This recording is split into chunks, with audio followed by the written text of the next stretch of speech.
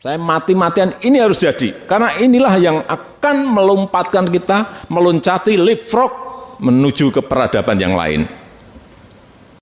Dalam dunia bisnis, leapfrog strategy diartikan sebagai strategi bypass atau memotong jalur, sebagai cara untuk mengungguli atau mengalahkan para pesaing bisnis, di mana konseptornya, the mastermind, menggunakan satu lompatan besar, enormous, yang penuh tekad, determined, terasa kejam, ruthless, ini tentu bagi para pesaingnya, dan brilian, yang menghasilkan pertumbuhan, laba atau keuntungan, dan posisi manajemen yang luar biasa.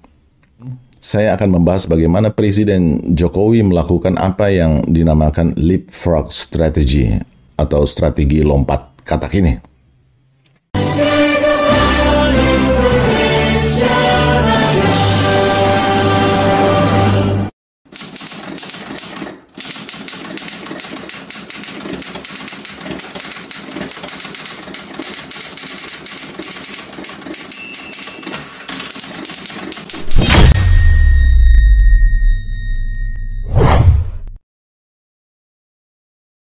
Strategi leapfrog atau lompat katak ini memiliki histori dengan kemenangan Jenderal Douglas MacArthur dalam Perang Dunia Kedua tahun 1940-an di Teater Pasifik bagian selatan. General MacArthur walked from a cabin to open the surrender ceremonies. I now invite the representatives of the Emperor of Japan and the Japanese government and the Japanese Imperial General Headquarters to sign the instrument of surrender at the places indicated. On behalf of Emperor... Salah satu faktor penting di balik kemenangan Jenderal MacArthur ini adalah strategi leapfrog. MacArthur sendiri menamakan sebagai island hopping, lompat pulau, yang diterapkannya untuk memukul mundur Jepang mulai dari Papua Nugini, lalu Papua, dulu Irian namanya, sampai ke Filipina di sebelah utara. Landing operations in the Philippines, striking first at Leyte Island, have now been undertaken by the largest ocean-going amphibious force in history. But now, fulfilling his pledge to the Filipino people, General Douglas MacArthur has returned, accompanied by overpowering military strength and by every able-bodied man who, under orders, left the Philippines with him.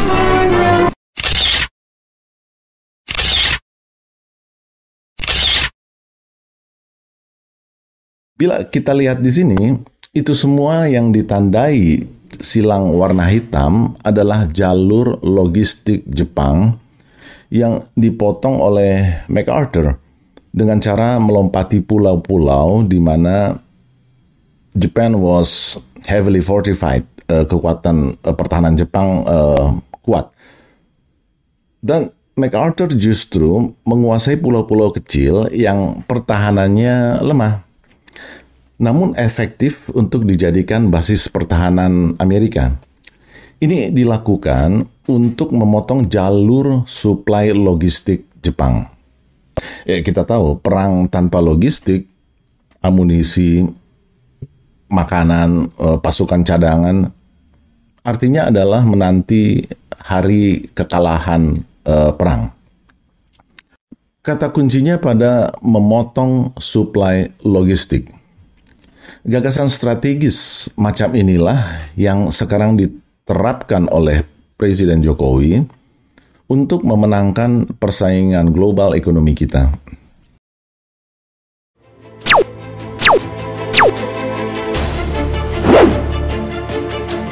Dalam keynote speech-nya pada Kompas 100 CEO Forum di tahun 2022, 2 Desember yang lalu, Presiden Jokowi mengingatkan tentang kegagalan negara-negara di Amerika Latin untuk dijadikan pelajaran bagi Indonesia dalam mendesain ekonomi industrinya. Ya, tapi jangan keliru mengartikan keterbukaan ekonomi. Ada kesalahan sama di Amerika Latin. Mereka juga membuka ekonominya. Dan tahun 50-an, tahun 60-an, negara-negara di sana sudah mencapai pada angka negara berkembang, negara berpendapatan menengah. Tapi apa yang terjadi kalau kita lihat secara detail? Apa yang terjadi? Sudah lebih dari 50, 60, 70 tahun menjadi negara berkembang terus. Saya ikuti ini ada apa? Ada problem apa di sini? Beda yang saya lihat di Taiwan dan Korea. Ini yang harus betul-betul desain ini secara konsisten harus kita lakukan terus.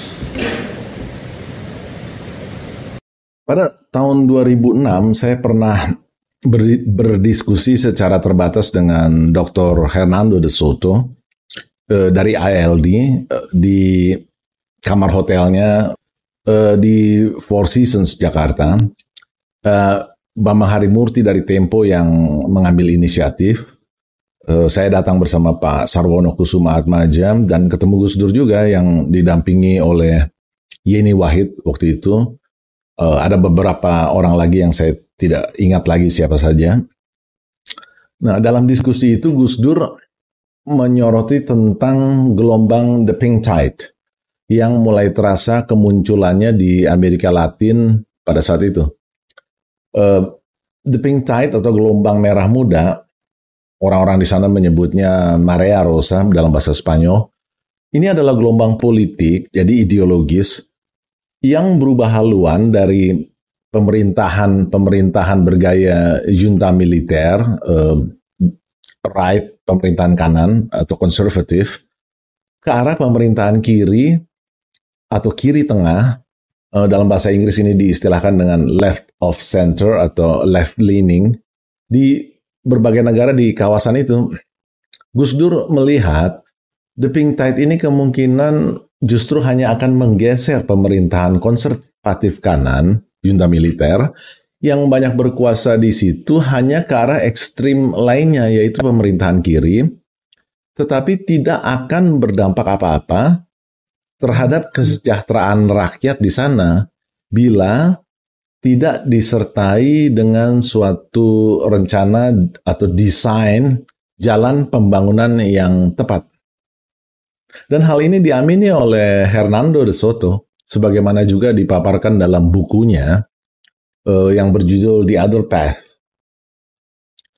Ternyata observasi Gus Dur di tahun 2006 itu benar-benar terjadi sekarang ini. Apa yang dilihat Gus Dur itu digambarkan oleh Profesor John Beverly dari Universitas Pittsburgh di Amerika dalam artikel tentang The Failure of Latin America yang ditulisnya tahun 2019. Begini.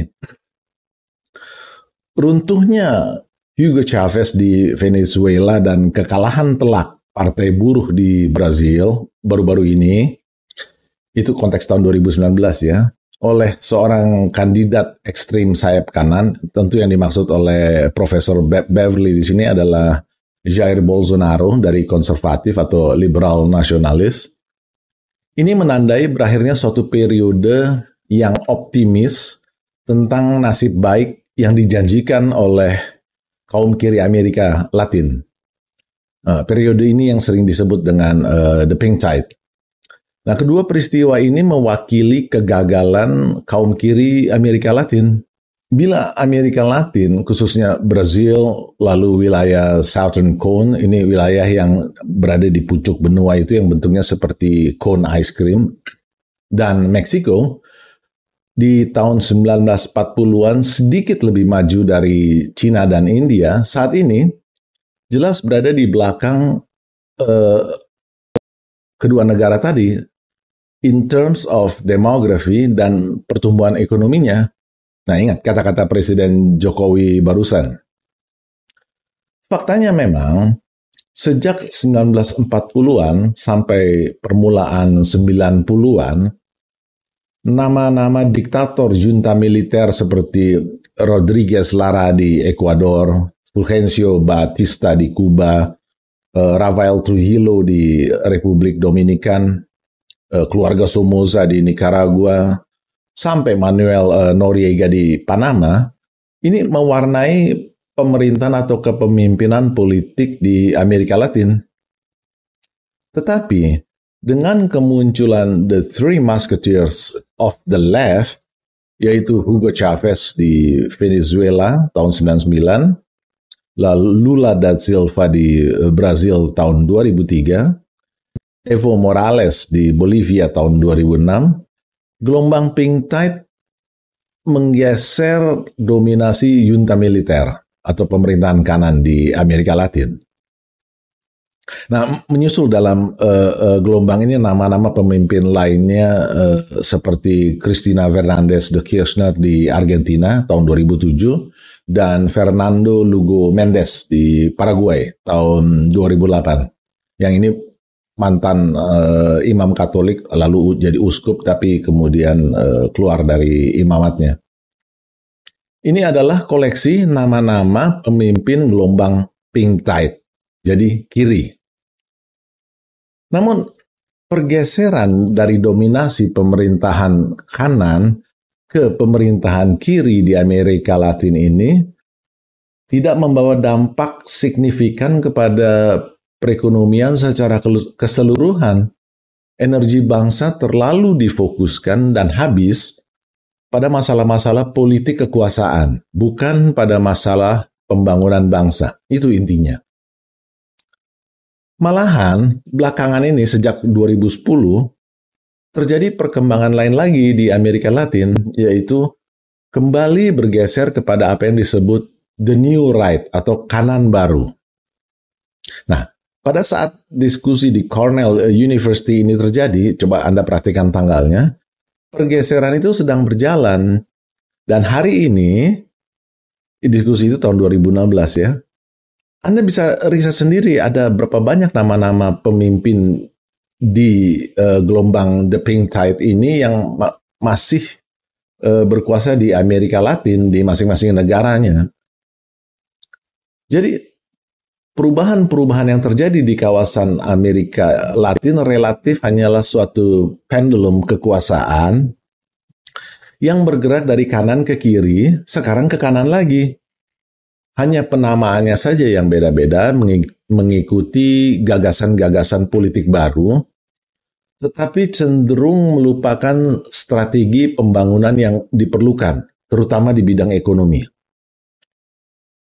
Sibuk dengan tata kata, bukan sibuk dengan tata kerja. Itu sebabnya Presiden Jokowi menyebut mereka menjadi negara berkembang terus.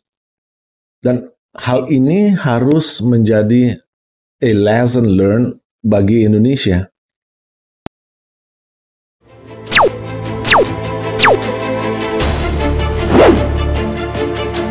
Kenapa sih Taiwan begitu bisa meloncat? Hanya satu contoh aja. Mereka membuat chip. Fokus, strategik, dan kompetitif. Kemudian Korea juga sama. Saya lihat kenapa ini melejit ini kenapa? Saya lihat terus, yang membuat mereka melejit salah satunya, ini hanya salah satu, membuat komponen-komponen digital. Sehingga perusahaan-perusahaan besar di Amerika semuanya tergantung pada dia. Butuh dia. Taiwan dan Korea Selatan memang termasuk 5 besar produsen semiconductor dunia bersama-sama China, Jepang, dan Amerika Serikat.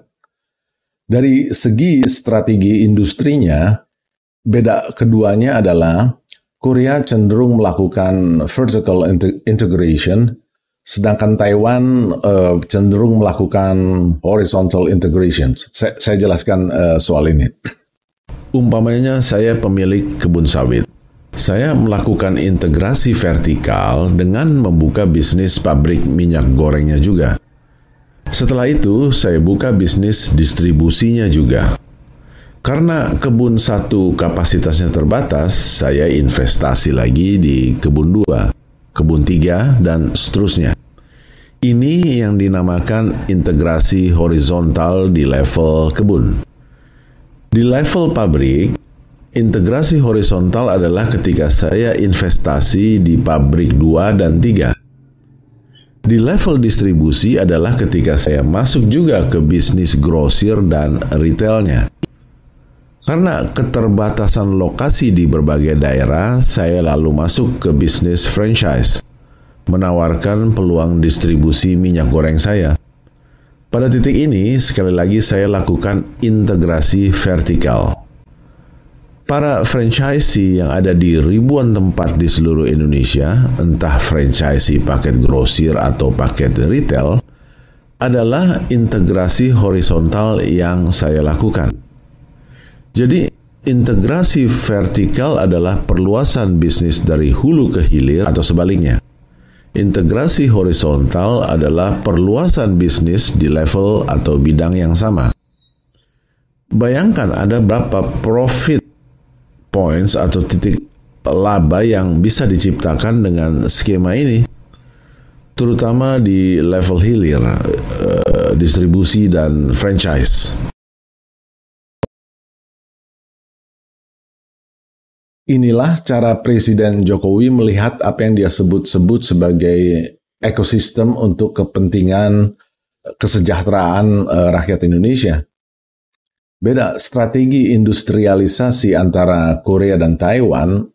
Korea melakukan integrasi vertikal ke hilir seperti consumer electronics, mobil, pesawat tempur, sampai kapal. Korea itu salah satu industri kapal dunia yang kuat. Kebetulan tahun 2000 saya pernah nulis buku tentang maritime bersama beberapa kalangan industri kapal di Jerman.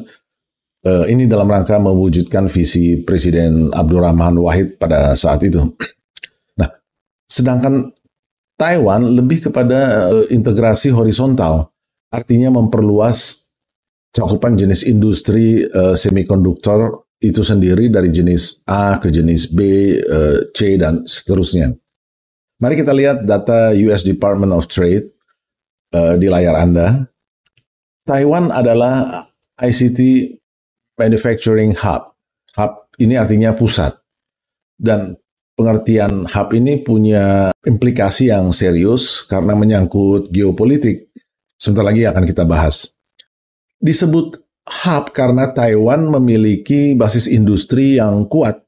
Juga adanya beragam klaster manufaktur yang kuat serta kapasitas fabrikasi yang kelas advance. Nah, perhatikan 3 hal. Basis industri, klaster industri, dan kapasitas industri. Ini adalah cetak biru atau desain besar yang dimaksud oleh Presiden Jokowi yang juga harus dimiliki Indonesia dalam konteks kita. Cetak biru ini membawa banyak peluang-peluang menguntungkan turunannya atau derivatif, yaitu lahirnya perusahaan dalam negeri yang menawarkan beragam produk dan jasa terkait ICT dalam sektor-sektor seperti komponen elektronik, komponen komputer, kabel fiber optik, dan perangkat telekomunikasi, dan masih banyak lain lagi. Jadi seperti konsep integrasi vertikal dan horizontal yang baru saja Anda pahami, ada banyak perusahaan Taiwan menjadi jasa original design manufacturing bagi supplier ICT Amerika. Nah, sekali lagi perhatikan, yang pihak Amerika itu sebenarnya supplier juga untuk suatu produk lain atau perusahaan lain. Ini kan berarti Taiwan adalah suppliernya supplier. Nah, semiconductor atau chip itu adalah the new oil di masa sekarang dan masa depan, mengingat kebutuhan atau permintaannya yang sangat luas. Anda bisa lihat sendiri di layar barang-barang apa saja yang mengaplikasikan chip ini dalam fungsinya masing-masing. Dari yang high-tech sampai yang consumer electronics yang kelas ecek-ecek gitulah. Ini yang Anda lihat di layar hanya sedikit sekali dari contoh-contoh produk yang bisa saya tampilkan, mengingat masih luasnya kebutuhan akan chip ini di banyak produk lain. Nah, itu tadi contoh-contoh yang kasat mata. Persaingan di bidang teknologi tinggi chip sekarang ini mengarah ke arah yang tidak kasat mata, saking kecilnya. Seperti misalnya keperluan treatment di bidang kesehatan jantung, istilahnya coronary intervention, seperti yang Anda lihat di sini. Sensor-sensor dalam peralatan yang masuk ke dalam arteri atau pembuluh darah Anda kecilnya dihitung dalam satuan nanometer. 1 nanometer itu ekuivalen dengan 1/1000 meter. Untuk semikonduktor atau chips jenis ini, TSMC atau perusahaan Taiwan ini ya, Taiwan Semiconductor Manufacturing Company, itu menguasai 90% pasar dunia, sedangkan Samsung 10%-nya. Nah, saat ini hanya TSMC dan Samsung Electronics yang bisa memproduksi advanced chips dengan ukuran di bawah atau lebih kecil dari 10 nanometer. Ini kira-kira 10.000 kali lebih tipis dari rambut manusia. Kenapa Presiden Joe Biden di bulan Agustus 2022 yang lalu mengumumkan bahwa masa depan industri microchip akan dibuat di Amerika? Nah, hal ini sudah dijawab oleh Presiden Jokowi tadi. Sehingga perusahaan-perusahaan besar di Amerika semuanya tergantung pada dia. Butuh dia. Tetapi secara geopolitik, ketergantungan kepada Taiwan ini karena faktanya top 10 semiconductor companies di Amerika membuat sebagian komponennya atau outsource ke TSMC. Selain ada beberapa top brands juga tergantung kepada TSMC. Bahkan Huawei dari Cina juga tergantung kepada Taiwan. Jadi ketika tensi politik antara Amerika dan Cina ini memanas, maka masalahnya menjadi persoalan keamanan nasional masing-masing negara, mengingat semiconductor is the new oil. Aplikasinya masuk ke bidang pertahanan, bidang ekonomi, kesehatan, pendidikan, dan seabrek-abrek urusan penting lainnya dari suatu negara. Baru bicara keperluan data digital saja sudah masuk ke semua urusan itu. Itu sebabnya CEO Intel, Pat Gelsinger, mengatakan posisi Taiwan di industri teknologi meresahkan. Cina dikhawatirkan akan mencaplok Taiwan, walaupun probably not in a foreseeable future.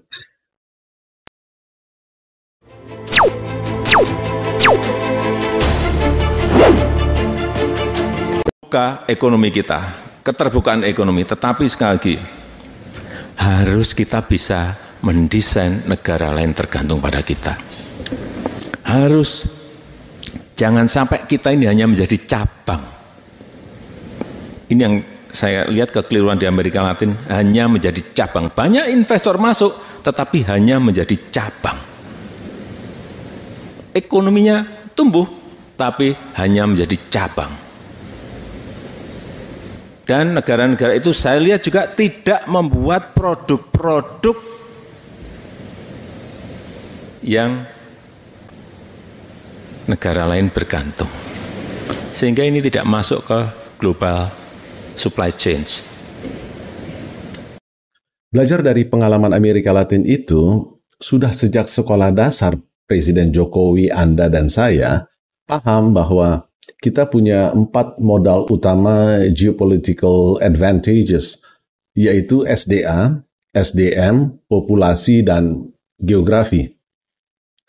Keempat keuntungan geopolitik ini adalah fakta, bukan isapan jempol.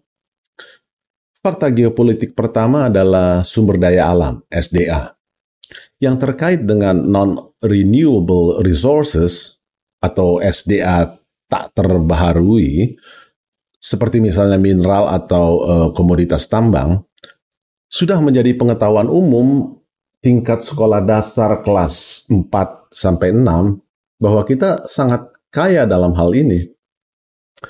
Nah, mari kita lihat materi pelajarannya di sini.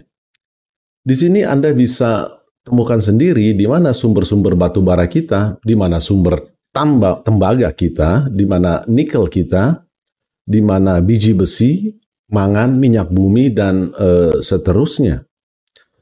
Itu yang non-renewable, yang renewable resources atau SDA terbaharui, sering disebut juga dengan SDA hayati, juga bisa Anda lihat di peta anak SD ini dan temukan di mana ada kelapa sawit, hasil hutan atau kayu, karet, kopi, teh, tembakau, kina, dan lain-lain. Masalahnya adalah selama ini kita mengelolanya dengan hanya menjual konsesi, baik hak atas pengelolaan maupun hak atas komoditas SDA kita kepada pihak-pihak asing tanpa adanya nilai tambah. Dan ketika Presiden Jokowi menghentikan cara-cara seperti ini, pihak asingnya marah. Ekspor bahan mentah, hati-hati. Dulu zaman VOC, zaman company, itu ada yang namanya kerja paksa. Ada yang namanya tanam paksa. Zaman modern ini muncul lagi ekspor paksa. Ekspor paksa. Kita dipaksa untuk ekspor. Loh, ini barang kita kok. Presiden Jokowi ingin kita masuk ke dalam supply chain dan memiliki nilai tambah. Masih ingat pertanyaan John Micklethwait kepada Presiden Jokowi pada edisi AI sebelumnya? Up in the value chain. Just to explain to viewers, you have 30% of the world's nickel, you have 57% of the palm oil, you're the biggest thermal coal exporter, and your plan is to move Indonesia up the value chain so that you export batteries and cars, not nickel ore. Fakta geopolitik kedua adalah sumber daya manusia, SDM. Terutama kita perlu fokus pada aspek bonus demografi tahun 2030, di mana kita akan memiliki sekitar 200 juta tenaga produktif. Yang nanti akan muncul bonus demografi 2030 diperkirakan berapa? 201 juta tenaga produktif kita.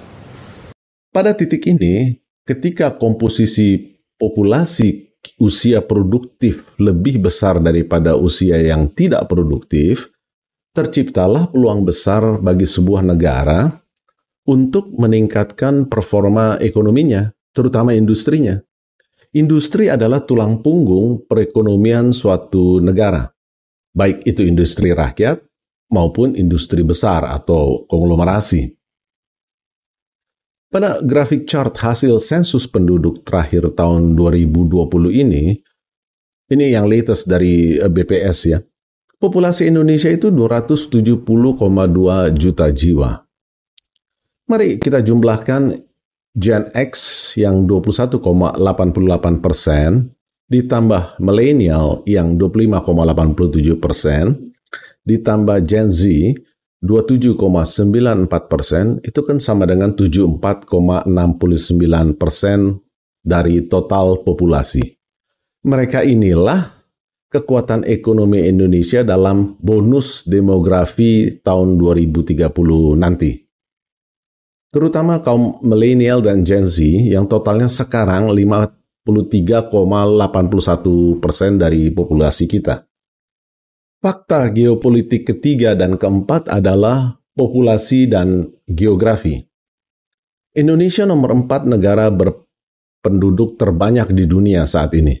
Tetapi dengan populasi 270 juta jiwa ini, kita adalah yang terbesar di kawasan ASEAN. Jokowi ingin kita melihat bahwa ASEAN yang 650 juta jiwa adalah peluang besar yang juga harus dimanfaatkan.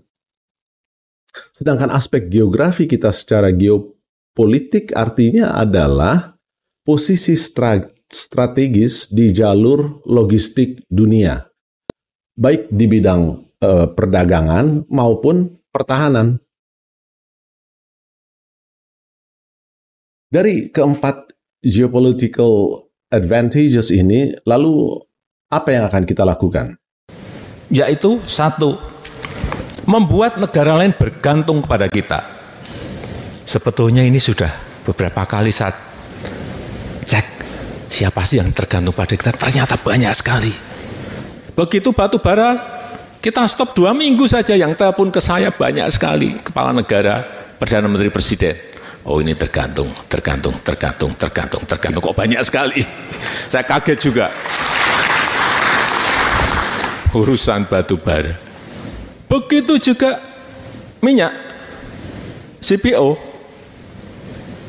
Begitu kita stop, ya karena saya harus stop. Banyak pertanyaan dari luar, dari IMF, dari Bank Dunia. Kenapa stop? Ya karena dalam negerinya hilang barangnya. Saya harus utamakan rakyat saya dulu, saya sampaikan. Nggak bisa. Saya berikan ke kamu, kemudian kita kelabakan nggak punya minyak. Nggak bisa dong. Nggak bisa saya. Pasti saya stop. Banyak yang menyampaikan itu keliru. Ya terserah. Nggak apa-apa. Pendapat orang berbeda-beda. Saya rakyat saya utamakan. Sudah sangat tegas dan terang benderang, kita ingin menciptakan ketergantungan dunia kepada Indonesia. Saat ini, inilah yang menjadi fokus Presiden Jokowi, fokus kita. Itu sebabnya muncul gugatan dari Uni Eropa dalam soal nikel, sebagaimana sudah saya bahas dalam video yang lalu. Linknya ada di sini. Padahal ini baru langkah awal. Saya ulang, langkah awal dari Presiden Jokowi dalam melakukan leapfrogging atau strategi lompat katak untuk menempatkan Indonesia menjadi salah satu superpower dunia. Sejarawan Inggris Paul Kennedy dalam karya monumentalnya The Rise and Fall of the Great Powers meneliti dengan seksama aspek apa saja yang menjadi penyebab suatu negara menjadi great powers atau kekuatan yang besar. Ada 2 yang terpenting, ekonomi dan politik. Tentu dalam hal ini adalah geopolitik. 2 hal ini adalah syarat mutlak untuk menjadi sebuah great power. Saat ini Presiden Jokowi sedang mengupayakan hal itu, terutama aspek ekonominya.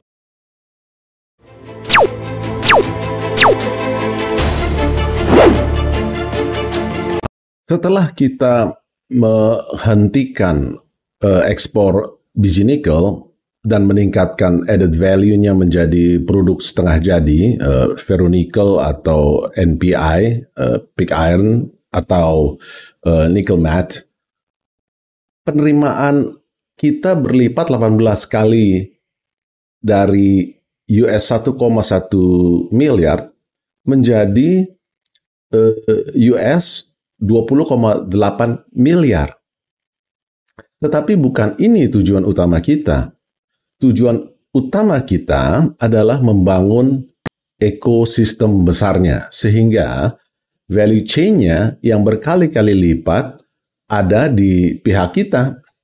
Yang paling sulit adalah mengintegrasikan, karena ini ada di tempat-tempat yang berbeda. Ada tembaga di Papua, ada tembaga di Sumbawa, ada nikel di Sulawesi Tenggara dan Sulawesi yang lain, ada boksit di Kalimantan Barat dan di Kepri. Mengintegrasikan ini sebuah barang yang tidak gampang, sehingga jadi sebuah ekosistem itu. Inilah yang terus saya mati-matian ini harus jadi, karena inilah yang akan melompatkan kita, meloncati leapfrog menuju ke peradaban yang lain. Michael Porter, ini seorang profesor di Harvard University, yang terkenal dengan Porter's Five Forces Analysis, mengatakan bahwa kemakmuran nasional itu diciptakan, bukan diwariskan. Kemakmuran ini tidak tumbuh dari anugerah alam suatu negara, atau kumpulan tenaga kerjanya, atau suku bunganya, atau nilai mata uangnya, seperti yang ditekankan oleh ekonomi klasik. Daya saing suatu negara bergantung pada kapasitas industrinya untuk berinovasi dan meningkatkan dirinya. Dengan 4 modal geopolitik tadi, Presiden Jokowi ingin kita bisa mendesain industri kita agar negara lain bergantung kepada Indonesia, bukan hanya menjadi cabang dari negara lain, seperti dalam kasus Amerika Latin yang barusan kita bahas. Ini artinya kita harus masuk dan menjadi penentu dalam global supply chain. Begitu ini jadi, saya sampaikan kepada Menko Marinvest, kepada Menteri Investasi, tidak usah kemana-mana memarketingi masalah investasi. Mereka yang akan datang ke kita. Percaya saya.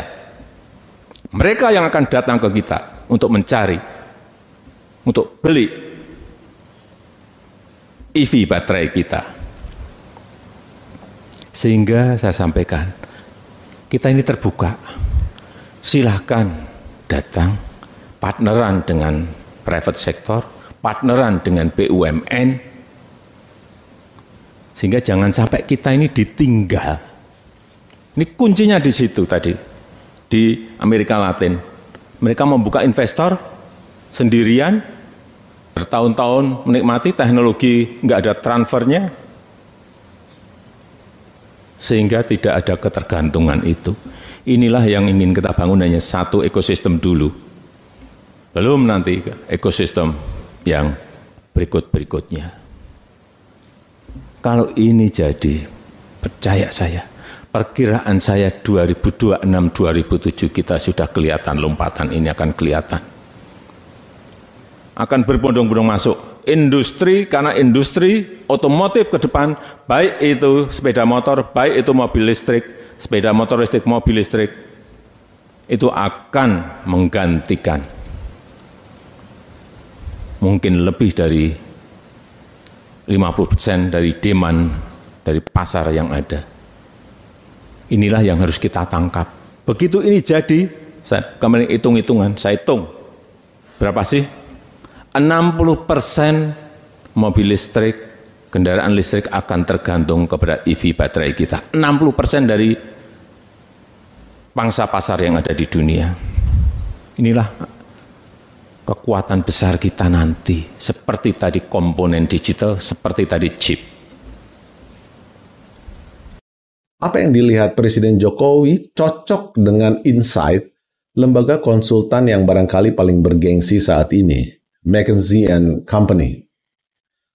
Ada 2 poin penting di sini. 1, permintaan baterai di pasar utama Eropa dan Amerika Serikat melonjak tinggi. Hal ini menjadikan mereka punya 2 opsi. Membuka pabrik baterai sendiri atau membentuk joint venture. Pertanyaannya, kalau bahan baku yang diperlukan ada di Indonesia dan sekarang sudah dilarang untuk ekspor, pilihan yang tersisa untuk mereka apa? Kedua, permintaan global akan meningkat sekitar 30% dari posisi sekarang pada tahun 2030 nanti. Oleh karena itu, value chain baterai antara 2020-2030 akan meningkat sampai 10 kali lipatnya. Nilainya sekitar 410 miliar dolar atau sekitar 6,2 triliun rupiah. APBN 2023 kita itu sekitar 3.000 triliun. Kalau Presiden Jokowi bilang 60% permintaan baterai dunia akan tergantung Indonesia, maka berapa perkiraan kontribusi sektor ini saja ke dalam APBN kita nantinya? 410 miliar itu kan kira-kira 6.200 triliun. Kalau dikali 60%-nya, ini penerimaan dari satu ekosistem saja, satu sektor, hanya EV battery. Diva Yura Yunita menulis lirik indahnya dalam konteks percintaan antar lawan jenis. Di dunia tipu-tipu, kamu tempat aku bertumbuh. Dalam konteks persaingan politik dan ekonomi global, seperti yang dimaksud oleh Profesor Paul Kennedy dalam The Rise and Fall of the Great Powers, Presiden Jokowi menulis lirik lagunya sendiri. Di dunia tipu-tipu, aku tempat kamu bertumbuh. Aku di sini merujuk pada Indonesia. Sampai jumpa lagi di AI edisi berikutnya. Tanah airku tidak kulupakan, kan terkenal